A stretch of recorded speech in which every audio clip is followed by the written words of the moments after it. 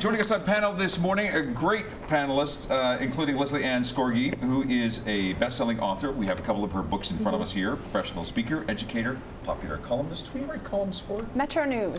There you go. We look forward to seeing more of your articles. Great to have you on set. She is the CEO and founder of Inspired HR Limited. Debbie Careau also joins us here as well, too. Hi. Hi. And Melanie Jeannotte, who's joining us. It's true, Melanie, that you are managing partner of Vital Benefits, yes? Yes. And it's also true that it's okay to be a girl. It's okay to be a girl. Why would you say that? Well, the other founding partner of Vital Benefits is not only a woman, she's my sister.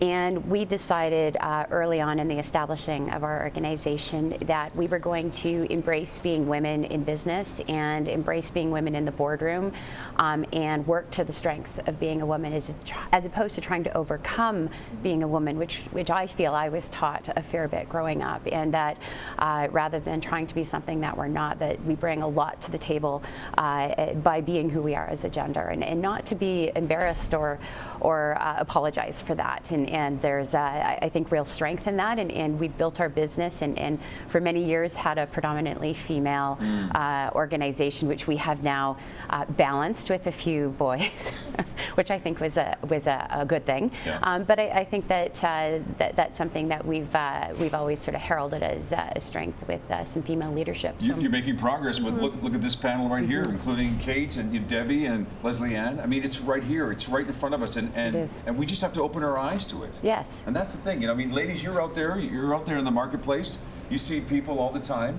You set fantastic examples for strong, independent women. Yay, you should be applauded. Something that I remember from a college sociology class is that you have to act like a man to be successful. I remember a teacher specifically saying that, and I didn't talk much in class, but I remember sticking my hand up and going, no.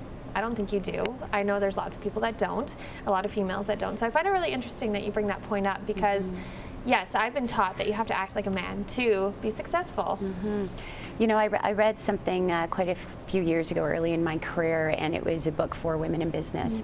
And one of the things that it talked about was how women and men communicate to each other, and that we tend to put each other into categories when we first initially meet each other. It's a first impression thing, and that we may see someone as a mother or father figure in the opposite gender, a sibling, perhaps more of a romantic connection, or we see them as sort of like a daughter-son. And I thought that was really kind of gender neutralizing, because it really sort of explained that we all try to find our way in terms of establishing relationships and communicating with each other. And it's not a bad thing that it's one of those ways, but it really helped, I think, explain some gender communication and relationship establishing with me, so that you don't have to be a boy, you don't have to be a girl. We just have to understand how to communicate well with each other, and there will be success in that. So you're taking that perspective into your business. Absolutely. Explain your business more. So our business supports organizations in the design, rollout, and ongoing management of benefits and pension programs. And that's certainly something that's getting a fair bit of attention now as the economy shifts, and how it forms a part of employees' total rewards packages, and sort of where do we put our priorities when things get a little bit tight for companies and they're trying to ride out this latest economic wave. So that's the work that we do. So let's start with you, Melanie. What advice are you giving? So to organizations right now, well, certainly we don't recommend that we cut too deeply, particularly for things like benefits. We want to maintain good health and wellness among our employees, even if there is a reduced number of them, and make sure that they are cared for and showing up at work in a well way.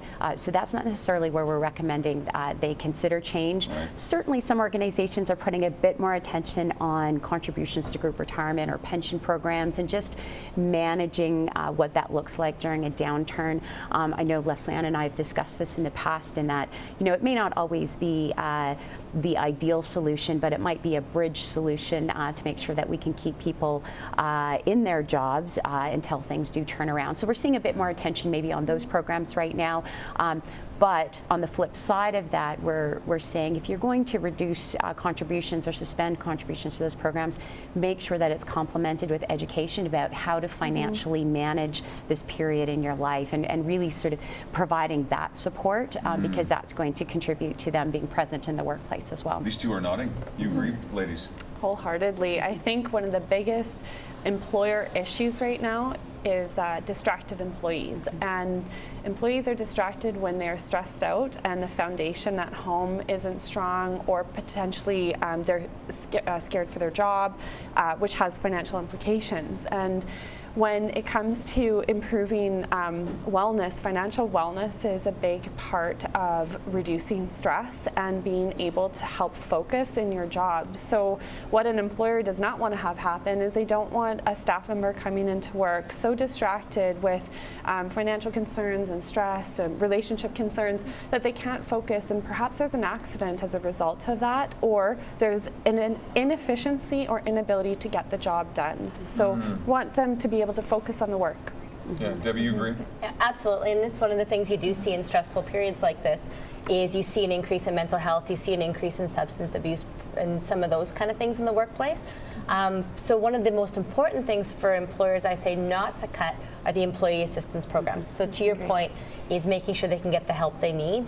If they do need to find an area where you carve back, the important thing to maintain is flexibility. If you look at sort of millennials or any of the younger people today, they've got what they call cafeteria plans or flex plans, where instead of saying, well, you have to have orthodontics, well, maybe for someone that's 25 years old that isn't going to have children for 10 years, they would much rather have access to massage or access to a health spending account, right? So that flexibility is really important as well.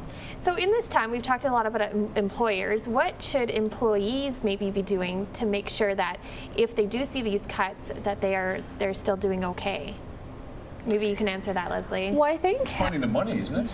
yeah, I think there's some principles that everybody can adopt, and 4 of them in particular I'll bring up right now. The first is to always be that savvy spender, and spending wisely is all about keeping what you have worked so hard to earn.